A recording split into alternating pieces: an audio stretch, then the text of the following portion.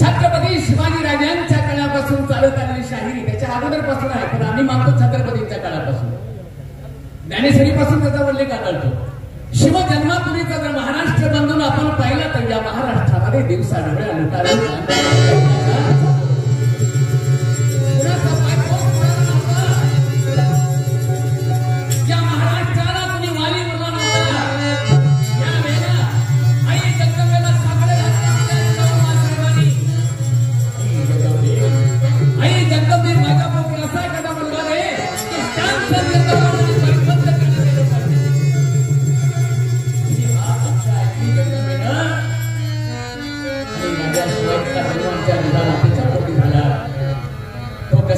जन्माचा छोटासा पोवाडा घेऊन येतो. पुन्हा बालशाहीर अमोघराजांनी त्याचं डफ सादरी करण्याची पद्धत आपण बघावी. डफाला सुद्धा बोल आहेत. आमच्या सांगलीचे शाहीर बापूराव विभूत्यांनी 64 मात्रेच्या डफामध्ये बांधणी केली आहे. त्याची आपला तमाशातला वाचतो तो डफ हलगी वेगळी, त्याचे बोल वेगळे, आणि हा बोल शाहिरी गणातला शाहिरी डफातला बोल हा 64 मात्रेचा बोल सादर करतोय बालशाहीर अमोघराज आंबी.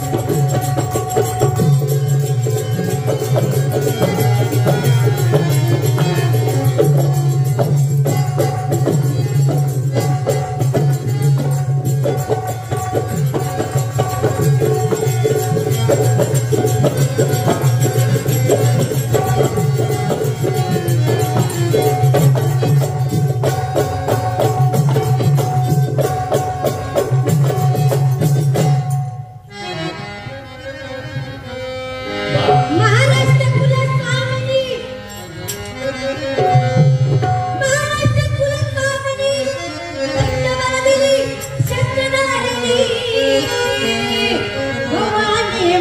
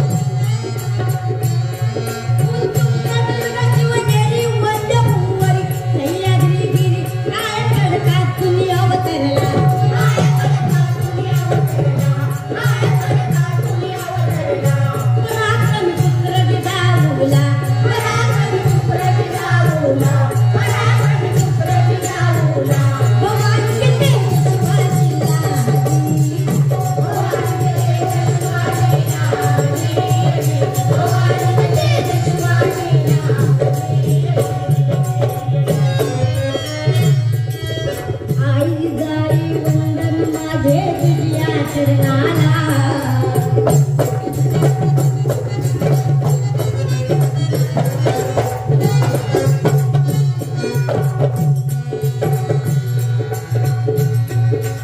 आई गाई वंदन माझे तुझ्या चरणाला तुझ्यात कोठी राजा शिवाजी आला जन्माला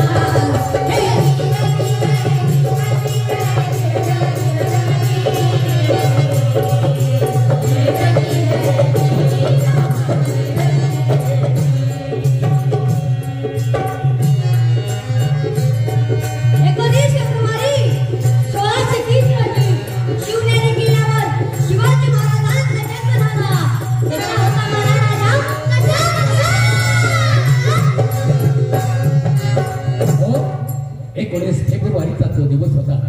1630 रोजी शिवनेरी किल्ल्यावर माझ्या राजांचा जन्म झाला.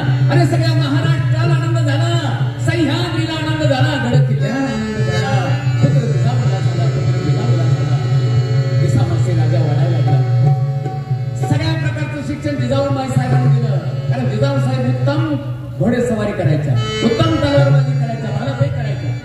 शोभानं त्यांनी घडवलं आणि शोभाने सह्याद्रीच्या गड्या पठाराच्या मावळ्यांना एकत्र केलं. आणि मावळ्याची राकट दाकट आणि मजबूत गंगापिंडाची मावळ्याची मुलं एकत्र करून स्वराज्याचं तोरण बांधलं. राजाने लुटूपुटूची लढाई केली. एक छोटासा प्रसंग आपण बघूया. मावळ्यांसोबत बाल शोभाने तलवारबाजी कसे मावळे तयार केले, एक प्रात्यक्षिक आपण 1 मिनिटापर्यंत आपण बघूया.